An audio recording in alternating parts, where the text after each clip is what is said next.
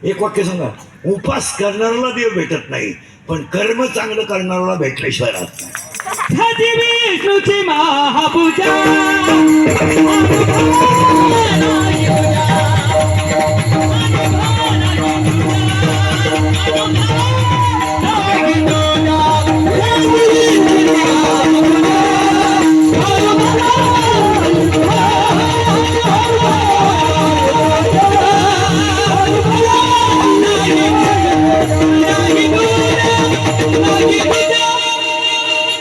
उपास गुरुवार केले, गुरुवार केले मार्क्सिस्ट मधले काही वागण्यात बदल नाही. मी झक माराय सांगितली पण बरं खरं बोला बरं. तुम्ही गुरुवार तुम्ही सोडला कधी?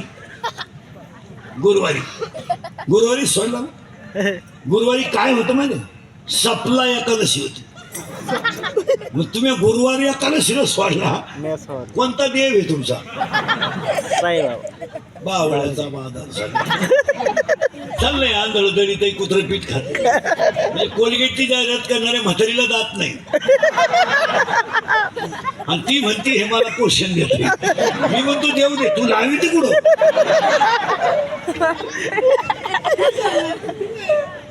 बरं तू ववे ऐका 2-4.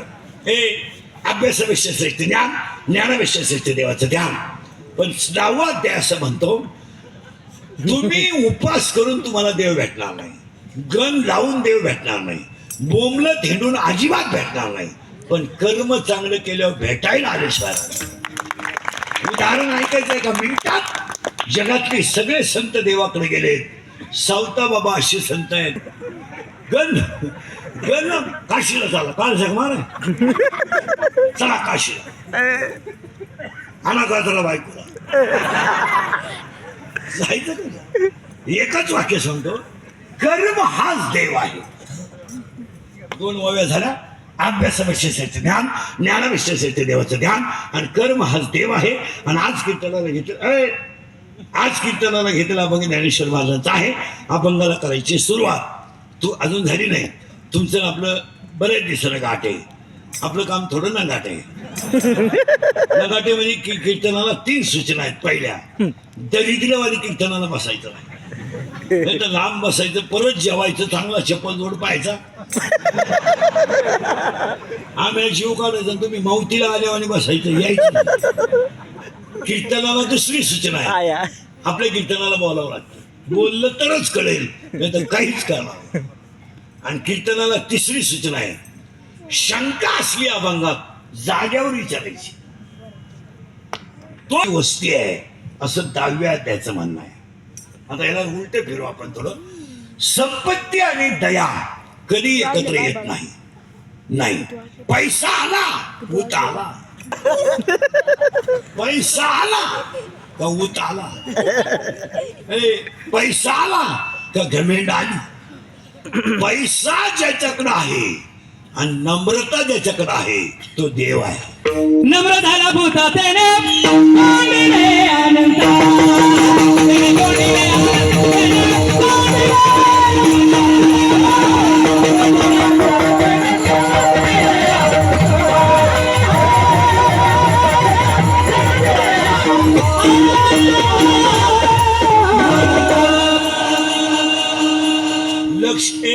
संपत्ती आणि दया कधी एकत्र येत नाही, आणि आलीच तर तो माणूस देव झाल्याशिवाय राहत नाही.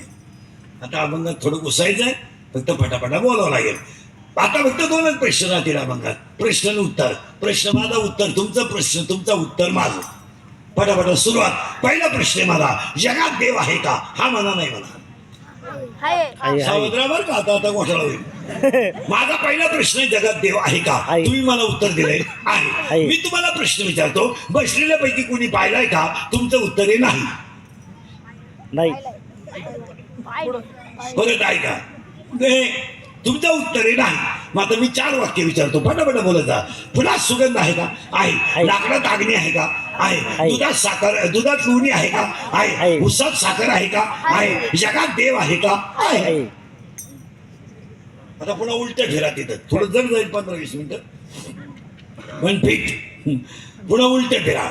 फुलातला सुगंध घेतला तर आहे, लाकडातलं अग्नी घर्षण केलं तर आहे, उसातली साखर प्रक्रिया केली तर आहे, दुधातलं लोणी क्रिया केली तर आहे, हृदयातला देव संतांची सेवा केली तर आहे. माझा फुकट तुमच्या बापान पाहिलं होता. इथं तसं नाहीये. परत मागे फिरायचं आपल्याला. लाकडाची राख होईल, वेळ ऐका बरं का नीट. लाकडाची राख होईल, राखेचं लाकूड होणार नाही.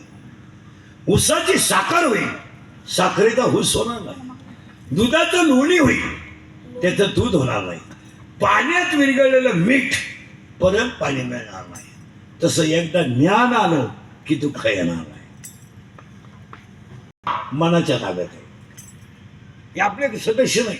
80% ग्रामपंचायत सदस्यांना जर ग्रामसेवकनं इंग्रजी शिवी दिली तर ते वन्स मोर म्हणतील अशी स्थिती आहे.